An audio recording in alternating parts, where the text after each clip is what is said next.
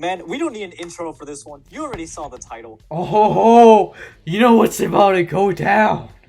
We are gonna expose. We are going to expose Frosty the Snowman. Expose now, him. We already know that's an automatic stand. You know, everybody It's an knows automatic that. stand. There's no user nearby. It acts on its own volition. It can speak. Yeah. We don't even know, like, if it's a he or a she. What is Frosty the Snowman's true motive? Well, I'll tell you what his motive is, AK. I'll tell you and the audience. Okay, what is his true motive is to lure children. Yes, I mean, that is his true motive. Let's look at the plot. He gives them a false sense of happiness through luring them into good times, when really he's just gaining their trust so he inevitably achieves his goal. Now, achieving heaven. Achieving heaven. Exactly. Yes. And he does that, if you remember, Poochie needed 36 souls of the sinners, right? Now, there's another way, I'm betting, that instead of getting 36 sinners' souls, you get 36 innocent souls. Now, what group of human beings are the most innocent? Children! Right. Children! Now, Frosty the Snowman. Now, his user, who we will get to eventually, we already know, but we're going to take you through a process first. His motive is to achieve heaven through the use of 36 innocent souls. Now, you must be asking, where did we get this evidence from? Well, for your information, we watched 0% of the movie, so we are professionals about this. Like, exactly. We are professionals. We have watched the movie a total of 0 times. 0 times. Now yes. That, I don't know about you, but that screams expert to me.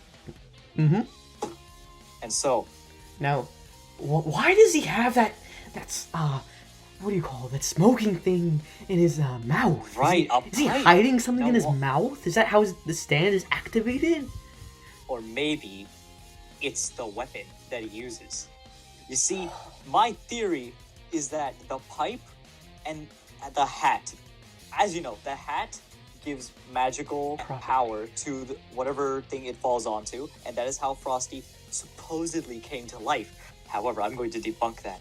You see, my theory and AK's judgment believe that the hat is actually the stand itself. The stand isn't the embodiment of Frosty. You are right. FD, you are right. If you put his hat on a pile of sand, you don't get Frosty the Snowman, you get Sandy the Sandman. Insert Metallica reference here. But, exactly. The stand is actually the hat, which is how the children are able to see Frosty in the first place. Now, the children never mention anything about his hat, so it is suffice to say that they can't see it. Because they aren't standing. Exactly. Now, just think of the concept, too. I mean, alright, you take a 3-year-old, right? Now, if a snowman started walking towards him with a big old smile on his face and a friendly-looking body shape that gives hugs and joy to all, you're gonna wanna, like, have fun with him, correct? You're gonna want to play with him. You would want to play with him, like... That is exactly what the user intends to do. Now, the user, we know, has a top hat for a stand. Now, a top hat indicates something very classy. You know, usually it symbolizes class, high society, because not many people wear hats anymore, even less top hats. So, FD, you're saying that Frosty the Snowman believes that we live in a society. Of course I am, of course. This might hint to who the user might be. The user is not only wants to achieve heaven and lives in high society and believes that we live in a society, he also wants... Alright, not only does the villain want to achieve heaven, is a high society member, and he believes that we live in a society, you see, he also knows the contents of Dio's diary. However, instead of the terms that Dio used, which included Rhinoceros Beetle and all those other musical references, Frosty the Snowman's user uses terms from Christmas carols. I mean, why do you think Christmas carols are so annoying? You know, you're walking down the street and it's like the plague. You see one carol group and then you see the second one and then the third, and then soon you're in one. You don't know how you got there, but neither does anybody else. It's like the plague, you know?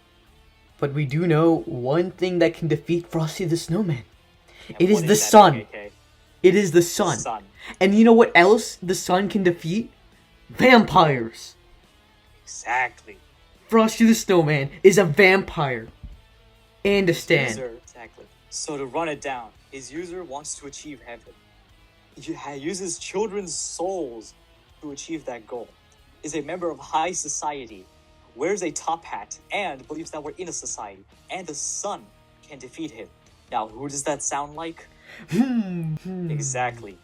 The sun can defeat the user of Frosty the Snowman, who is